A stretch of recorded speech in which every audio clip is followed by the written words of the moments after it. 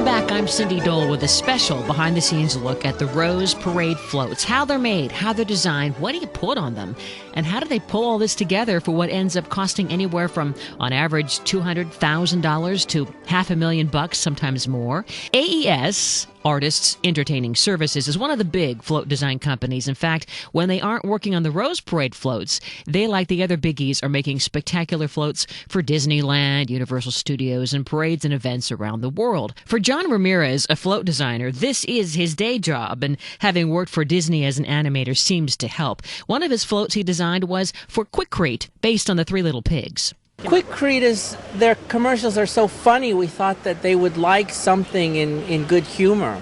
So, at 2 in the morning it came to me, as ideas always do, Three Little Pigs, except the last house won't be bricks, it'll be Quikrete.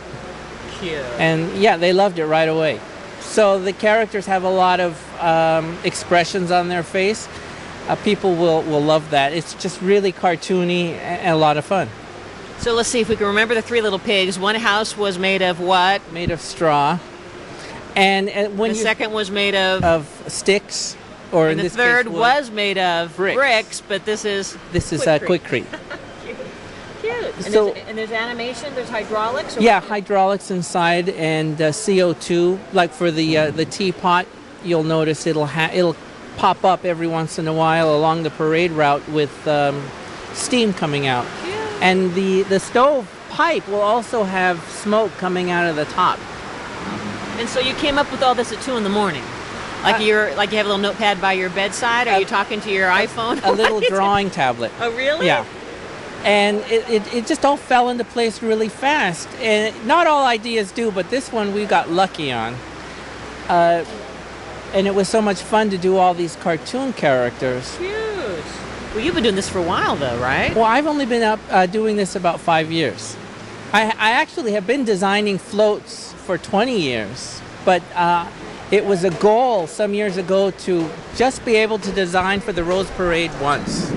Really? Why was that a dream or a goal of yours? Just to say that I'd done it.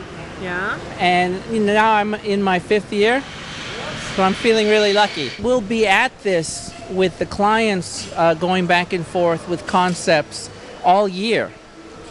And the magic doesn't really kick in until around Christmas time, because the floats are coming together. And it's not until the day after Christmas that once the flowers go on, then the excitement kicks into high gear. Now, what is this piece of equipment that's moving above us here? Well, you wouldn't think of it, but the parts of the float are made out of heavy metal and what's the word? Parts of the floats are welded together. Yeah. So they're really heavy. So you wouldn't know it to look at it, but some of these things, could smash your foot.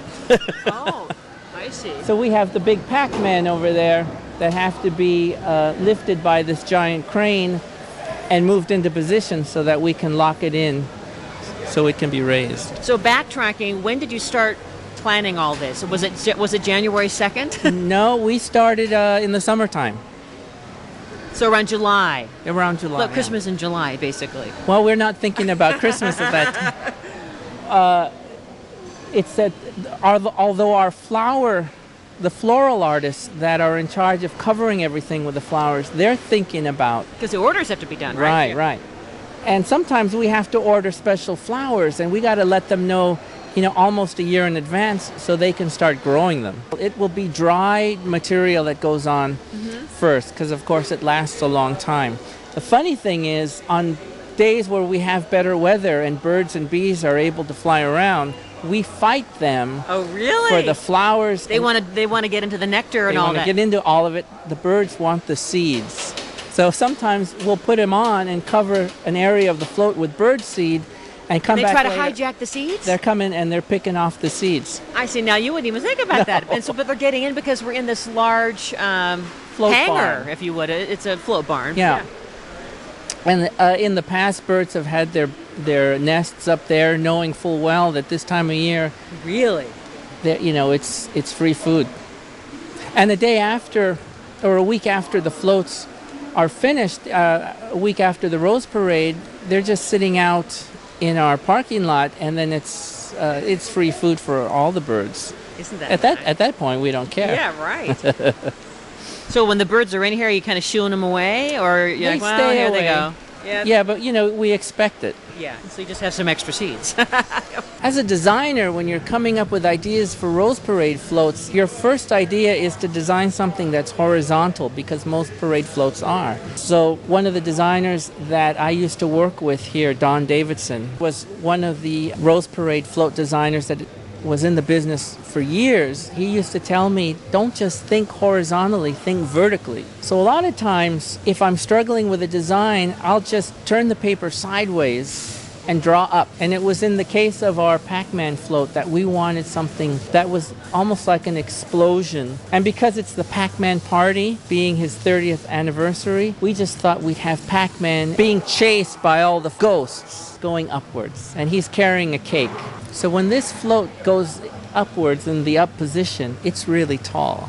60 feet, right? Something like that. When we come back, while Mother Nature provides all the beauty that we see on the Rose floats, what happens when one of the teams playing in the Rose Bowl game has a color you can't find for their theme colors? And still later, we're going to visit with the florist expert who has this lab of natural materials for virtually every color in the rainbow. More on our special look behind the scenes into the making of the Rose Parade floats. I'm Cindy Dole.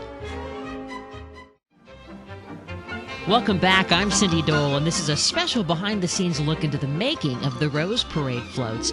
John Ramirez is a longtime float designer with one of the biggies, the float design firm AES in Azusa. And the question is, how do you come up with a great design? You're always looking to do something different and memorable. So it's a constant reviewing in your mind. And sometimes I'll finish a float and think, this isn't right. Even after spending hours drawing it and painting it, then the idea comes to me again, and I'll start all over to make it better. And you're drawing on paper? Drawing on paper. Depending on the age of the float designer, we'll do it on paper and scan it into the computer and then color it on the computer and manipulate it. Designers like Raul Rodriguez, The guy with the parrot. right, who've been in this business. He's been designing floats since I was in diapers, right? He still does it with paintbrush and paint and takes his time like an art. Well, it's still art, Yeah. but he does it the old-fashioned way. Now this year, University of Wisconsin has a white helmet, and that's not a problem because white flowers are easy to come by. Like chrysanthemums, mums, whatever. Right, Yeah. whatever it needs to be. Texas Christian University has a particular purple. And it's a certain shade of purple. It Right. can't just be blue purple, right? It's got to be... So we're struggling finding the right flower in the right amount to cover it on the float.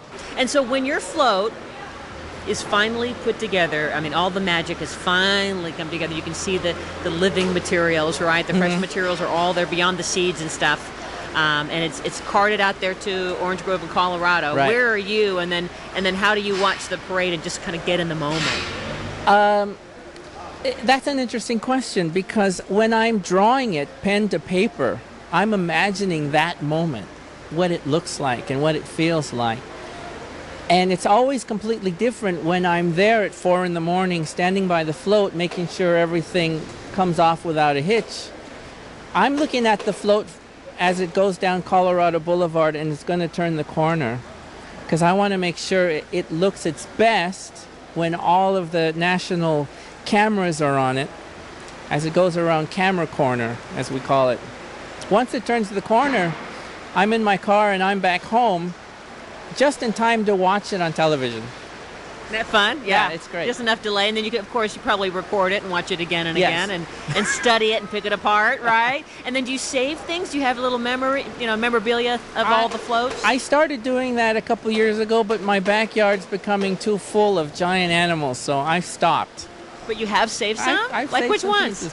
pieces. We did the Vera Bradley float Oh, I remember that one. some years ago. We had a giant bird that I took out and put in my backyard. Coming up in a moment, we're going to segue into hour two as we continue looking into the making of the Rose Parade floats. And you, of course, know the flowers get all the oohs and ahs, but really it's the people who make it happen and do this year after year who are the real stars, I think, from the professional designers who spend all year coming up with multiple designs, but then also to the volunteers, and the list goes on and on. So in the next hour, how the weather plays a factor in the flowers used on the floats that come in from all over the world. Where do they come from? And what else is used to create that detailed, realistic characteristic on the Rose Parade floats? That's coming up right now here on KFWB News Talk 980.